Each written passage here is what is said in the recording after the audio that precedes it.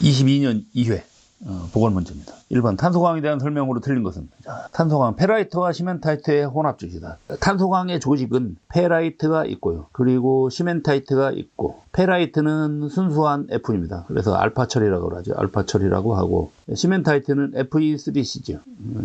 Fe3C. 그 다음에 요거 두 개가 층상으로 있는 폴라이트가 있죠. 폴라이트가 있습니다. 그래서 폴라이트는 페라이트와 시멘타이트가 합쳐진 거다. 그러니까 1번은 맞습니다.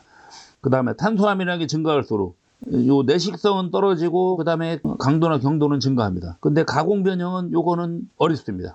강도가 커지면은 그거에 반대로 연신율이라든지 가공성 이런 거는 떨어집니다. 그러니까 3번이 틀린 거죠. 2번 순철에 대한 설명으로 틀린 것은, 순철은 비중이 약 7.8 정도이다. 요거는 맞습니다. 그리고 거기에 탄소가 들어가면 점점 조금씩 떨어지고, 그 다음에 상온에서 비자성체이다. 요거는 틀렸죠. 자성체죠. 그래서 강자성체다 얘기죠.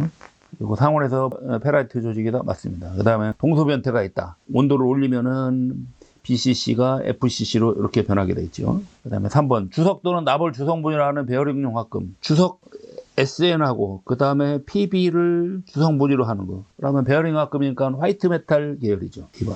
그래서 우리가 보통 배빈 메탈이 납하고 주석하고 그다음에 안티모니 이렇게 들어간 것이다. 그다음에 4번 다음 중 베어링 합금의 구비 조건으로 틀린 것은, 베어링 합금의 구비 조건은 첫 번째, 마찰 계수가 커야 된다. 이게 틀린 거죠. 마찰 계수는 작아야 되지. 나머지는 경도미나 압력이 커야 된다. 소착에 대한 저항성이 커야 된다. 주조미 칠사. 예, 맞습니다. 그다음에 5. 강의 심냉 처리에 대한 설명으로 틀린 것은, 1번 서브제로 처리한다. 심냉 처리이기 때문에 말 그대로 영하로 담그는 거거든요. 그러니까 서브제로 처리라 맞습니다. 그다음에 MS 바로 위까지 급냉하고 항온 유지한 후 급냉한 처리이다. 요거는 그냥 일반 열처리입니다. 요거는, 그리고 요거는 MSE까지 급냉하고 항온 유지니까 이거는 오스 템퍼링 처리네요. 이렇게 되는 겁니다. 이런 그래프에서 여기가 MS고 위에가, 그 다음에 밑에가 MF인데 지금 2번은 이렇게 된 겁니다. 여기까지 한 다음에 여기서 이렇게 항온 열처리 이런 식으로 가는 겁니다. 그러면 이거는 오스 템퍼링이 되겠죠. 그래서 오스 템퍼링 그래프가 이런 식으로 그려지는 거죠. 6번 마그네슘 및 마그네슘 합금의 성질에 대한 설명으로 옳은 것은, 마그네슘의 열전도는 구리와 알루미늄보다 높다. 알루미늄보다 떨어지죠. 구리는 알루미늄보다 떨어지고, 그 다음에 전기전도율도 역시 떨어지죠. 그 다음에 마그네슘 합금보다 알루미늄의 비강도가 우수하다. 이거는 반대가 됩니다. 마그네슘이 비강도가 훨씬 큽니다. 그냥 일반적인 강도는 알루미늄이 큰데, 마그네슘이 알루미늄보다 강도는 작지만 비중이 상당히 가볍기 때문에 비강도가 일반적인 강도하고 틀린 게 비강도다. 그러면 비중 대비 비중을 강도로 나눈 겁니다. 그러니까 강도가 커도 비중이 크면은 비강도는 작은 거죠. 근데 마그네슘 합금 같은 경우는 요 비중이 상당히 작기 때문에 비강도 자체는 크다는 거죠. 그래서 우리가 비강도가 큰 물질이 마그네슘이라든지 티타늄 그런 거죠. 알루미늄도 비교적 철보다는 비강도가 크다는 거죠. 그래서 3번도 틀렸고요. 그 다음에 4번은 마그네슘은 알칼리 잘 견디는 산의 염소는 요거는 맞습니다. 그 다음에 7번 알루미늄 합금의 방식법이 아닌 것은, 알루미늄 합금은 그 부식을 방지하기 위해서 표면에 Al2O3 산화 피막을 형성하는 방법이 있습니다. 그래서 그 세 가지 방법이 수산법이 있고 황산법이 있고 크롬산법이 있습니다. 그래서 여기 규산법이라고는 없습니다. 이 세 가지 방법이 있어요. 그 다음에 8번. 육사황동이니까요. 육사황동이니까는 문주 메탈이 되겠죠. 길딩 메탈 같은 경우는 아연이 조금 들어가 있는 겁니다. 5% 정도 들어가 있는 거고, 모넬이나 콘스탄타는 이거는 구리하고 니켈이 합금입니다. 그 다음에 9번. 금속을 냉간 가공할 때 결정 입자가 가공 방향으로 늘어나는 성질. 그래서 한쪽 방향으로 이렇게 늘어나는 거. 그거 보고 이방성 그렇게 표현합니다. 이방성이 있다. 10번. 다음 그림에서 공정 반응선을 나타내는 번호. 자, 공정의 반응은 액체가 고체 완하고 다른 고체 투로 이렇게 바뀌는 반응입니다. 이제 냉각할 때거든요.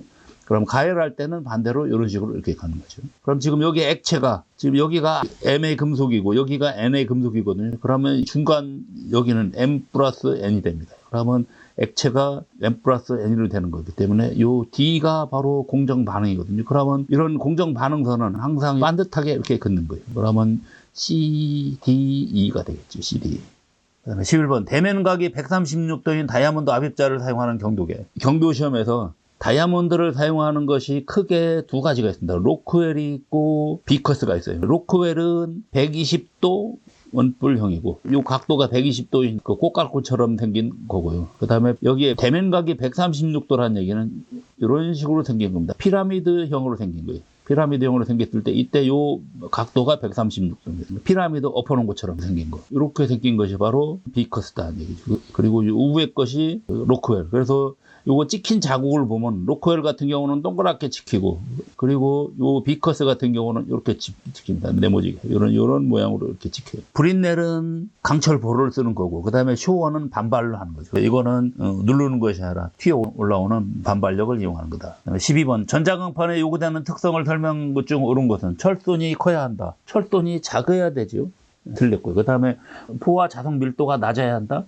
자석 밀도는 또 역시 높여야 되죠. 그 다음에 자화에 의한 치수 변화가 크면 안 되죠. 그 다음에 박판을 적층하에 사용할 때 층간 저항이 높아야 한다. 요거 박판을 써갖고 두 개가 이런 식으로 이렇게 쭉 겹쳐 이렇게 사용할 때 이때 요 층과 층 사이는 저항이 높아야 됩니다. 그래서 4번이 맞습니다. 그 다음에 13번 다음 기아공차 기호의 종류는 지금 그림상에 이런 식으로 이렇게 됐죠. 줄이 3개가 있는데 요거는 위치공차 종류거든요. 요런 거 보고 대칭도 공차입니다. 이게 대칭도거든요. 그러면 2번 대칭도입니다. 그 다음에 14번.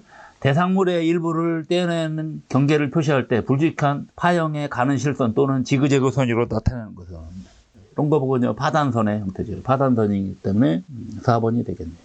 그 다음에 15번. 그림과 같은 물체를 일각법으로 나타낼 때 기억 알맞는 측면도 일각법이기 때문에 정면도를 기준으로 아래쪽에 있는 것이 이것이 정면도고요.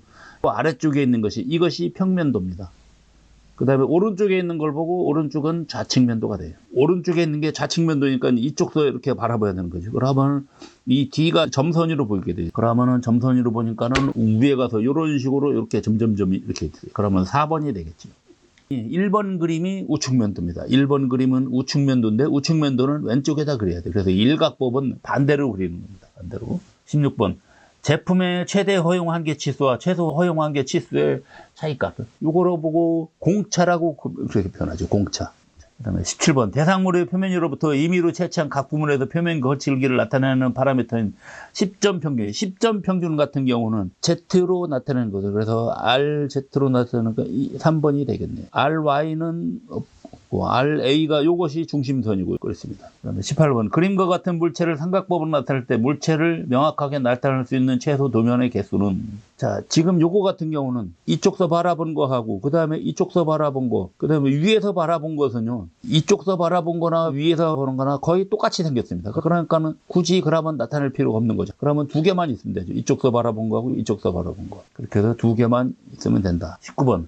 다음 가공 방법의 기호와 그 의미의 연결이 틀린 것은 C. 캐스팅이기 때문에 주조 맞고요. 그 다음에 L. 선삭, 선반 맞습니다. 선반의 영어가 레스거든요. 그 다음에 G. 그라인딩 연상 맞고요. 그 다음에 FF 소선 가공이라는 FF는 줄 다듬질입니다. 줄로 그냥 다듬질하는 거예요. 그래서 요건 틀렸습니다. 그 다음에 20. 가는 2점 세선을 사용하여 나타날 수 있는 것은 가는 2점 세선이기 때문에 가상선 같은 거죠. 가상선, 무게중심선 등이거든요. 그러면 2번이 되겠죠.